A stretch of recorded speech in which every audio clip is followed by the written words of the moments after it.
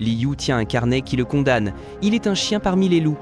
Ou bien il cède aux menaces de Liu, ou bien il avoue la fraude et devient une proie.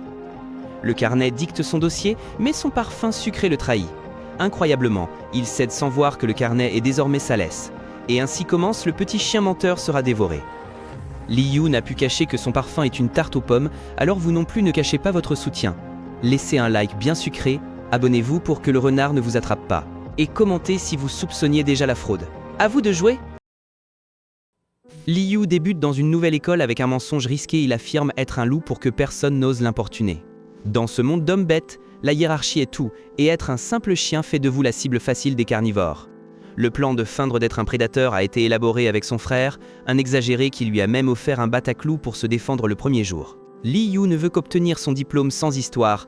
En comptant sur la médecine, il cache son odeur et ses instincts réels, mais ses nerfs le poussent à agir de façon extrêmement suspecte. Ce comportement étrange ne passe pas inaperçu pour Liu, un renard carnassier qui est le centre d'attention du salon. Bien que Liu jure qu'il sera en sécurité s'il reste isolé, Liu l'a déjà repéré et l'intercepte dès que les cours sont terminés. Le renard l'arrête sous prétexte de lui donner des matériaux de révision, mais son regard en dit une autre histoire. Liu veut passer inaperçu, mais il vient de se jeter dans la gueule du loup, ou plutôt dans celle du renard qui soupçonne déjà que sa nouvelle menace est une imposture. Liu devient trop intense et commence à renifler Liu pour confirmer ses soupçons. Il ne sent nulle part l'odeur d'un carnivore, et malgré les efforts du malheureux Liu pour refuser les cours pour s'échapper, l'atmosphère est déjà devenue étrange. Juste au moment où le protagoniste pense s'en sortir à bon compte, sa pièce d'identité tombe et Liu trouve le jackpot. Le renard confirme ce qu'il savait déjà, le permis indique clairement « chien », et il a désormais le supposé loup coincé. Liu le rattrape dehors et il lui lança la vérité en pleine figure en l'appelant simplement « petit chien ». Le secret que Liu protégeait tant s'effondra en un instant devant l'homme qui le surveillait le plus. Liu panique, attendant une menace, mais Liu décide de jouer le bon camarade et lui promet le silence, afin de le contrôler totalement. Le pire, c'est que Liu est si naïf qu'il croit tout cela et finit par lui dire merci, sans réaliser qu'il est désormais le jouet personnel du renard. Liu réalise que Liu est un véritable naïf et lui précise que son silence ne sera pas gratuit, mais juste à ce moment-là, le frère aîné apparaît et au renard, il ne reste plus qu'à feindre d'être de bons amis pour éviter les ennuis. Faire semblant d'être ses meilleurs amis pour ne pas avoir d'ennuis. Comme tu peux l'imaginer, Liu préfère continuer à mentir plutôt que de redevenir l'ombre de son ancienne école.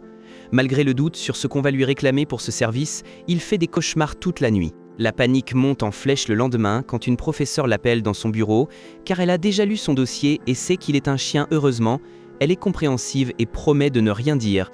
Mais Liu sort de là en se sentant comme une bombe à retardement que le monde entier connaît déjà en partie. Liu ne lui laisse pas respirer une seule seconde et l'entraîne jusqu'au laboratoire. Pour l'obliger à s'asseoir côte à côte, lui rappelant avec un sourire que ses cauchemars peuvent devenir réalité s'il n'est pas prudent. Ce qui dérange le plus Liu, c'est que le renard parvient à tromper tout le monde avec son apparence de garçon gentil, mais quand il s'approche pour l'aider, l'atmosphère devient lourde de manipulation. La tension se transporte en cours de gym, où Liu semble l'athlète parfait jusqu'à ce que, en pleine sauce sur le filet, il sent une odeur qui le déstabilise complètement. Pendant que Liu fait son point sans rien deviner, le renard reste figé, car il vient de détecter que l'odeur de son ami ne correspond pas à celle d'un loup. Sans lui laisser le temps de célébrer avec les autres, Liu le saisit par la chemise, il l'entraîne à travers tout le cours, laissant clair que désormais le chien est son jouet personnel et qu'il peut le manipuler à sa guise. La tension monte quand les autres élèves sentent une odeur sucrée dans l'air, si bien que Liu s'enferme avec Liu dans les salles de bain pour empêcher quiconque découvre la supercherie. Là, le renard lui confirme le pire, son odeur est identique à celle d'une tarte aux pommes, quelque chose de totalement inapproprié pour un carnivore, le laissant exposé comme une proie. Liu fait une crise en réalisant que son frère aîné l'a menti toute sa vie, lui disant qu'il sentait masculin uniquement pour le protéger, et maintenant il se sent bête d'avoir cru cela. En plus, Liu devient encore plus intense, décrivant à quel point son parfum est délicieux tandis qu'il le harcèle, laissant clair qu'il ne contrôle plus seulement son secret, mais qu'il adore l'odeur de son nouveau jouet. Au final, le renard décide qu'il ne veut pas partager sa découverte avec personne et se propose de l'aider à effacer les traces après les cours pour préserver son exclusivité.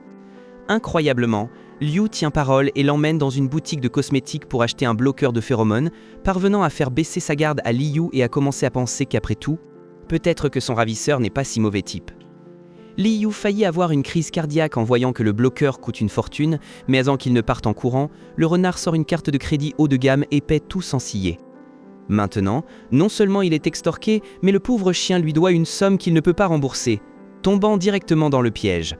Liu profite de la dette pour proposer le deal définitif, il gardera son secret et l'aidera à se déguiser, mais en échange, il veut la permission de sentir ses phéromones quand bon lui semble.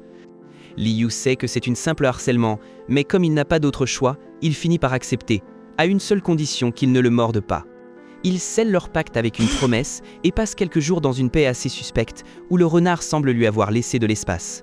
Liu commence à se détendre, pensant enfin pouvoir respirer tranquillement et que sa vie scolaire est revenue à la normalité.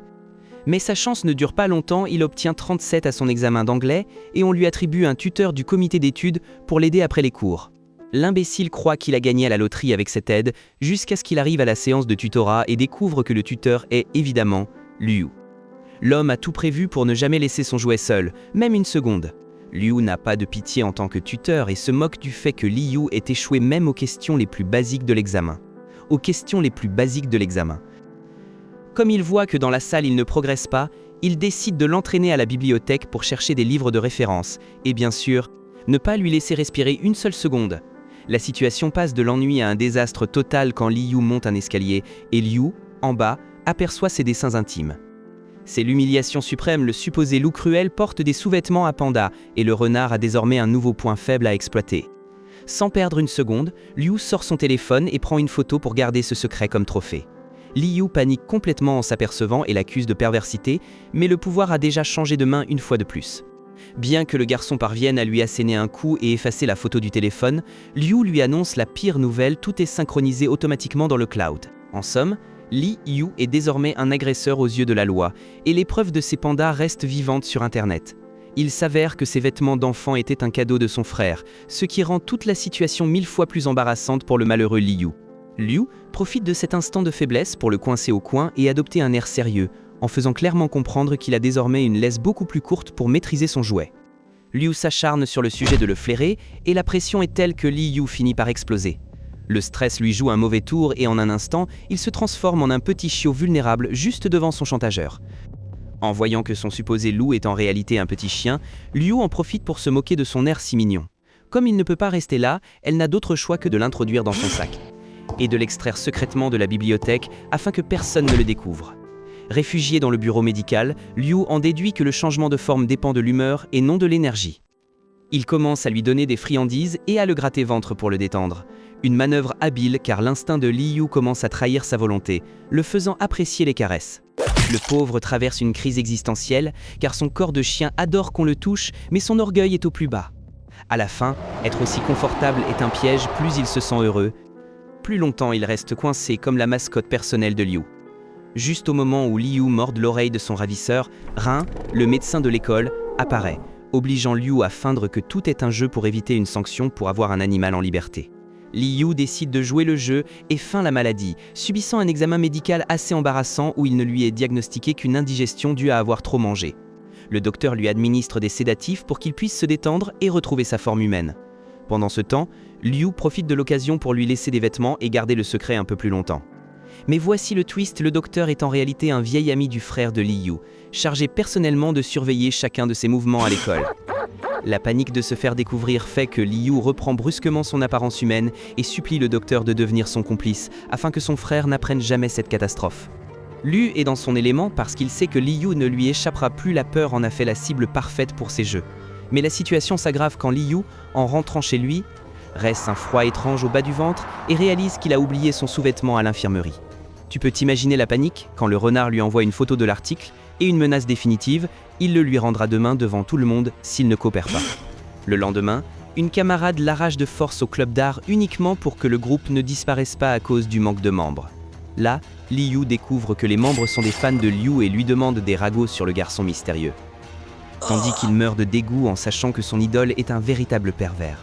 Liu réalise que Liu parvient à duper tout le monde avec son image de garçon parfait, si bien que s'il tentait de dire la vérité, il passerait pour un fou, personne ne le croirait. Quand il essaie de s'échapper de la conversation, l'une des filles l'arrête, et pendant une seconde, il pense qu'elle va lui déclarer son amour. Mais la réalité est plus triste, elle veut juste l'utiliser comme photographe personnel pour obtenir des photos volées de Liu. La situation devient tendue quand Liu apparaît soudainement de nulle part et il lui remet une enveloppe rose devant tout le club. Ce qui fait que les filles s'excitent en imaginant un secret romance entre eux, à en juger par une lettre d'amour. L'enveloppe n'était qu'un prétexte pour lui rendre en secret son sous-vêtement. Alors Liu, tente de riposter en lui donnant un paquet de porcs avariés selon lui. Puisque Liu a cette étrange envie de toucher les autres, il peut s'apaiser en frottant la peau du porc. Liu trouve très drôle à quel point Liu est radin. Termina par accepter le cadeau uniquement pour continuer à l'agacer, laissant clairement entendre que son obsession de taquiner le chiot n'est pas près de s'achever. Liu reste pensif, estimant que la famille de Liu doit être un véritable désastre, et décide qu'il veut voir ce chaos de ses propres yeux. En guise de geste amical pour remercier le cadeau, il l'avertit qu'à partir de maintenant, il va venir le voir chaque week-end chez lui pour lui donner des cours particuliers. Liu s'effondre intérieurement en réalisant que son chantageur vient de faire monter le jeu à une invasion totale de sa vie privée. Chapter Bizbix Murder Bizbik NG. Zut, quelle fin! Il est menacé en sous-vêtements et maintenant, ils envahissent même sa maison. Pour que personne ne te rende rien dans une enveloppe rose devant tout le monde, like maintenant. Abonne-toi et commente quel autre manhwa tu veux que je raconte ensuite. À bientôt!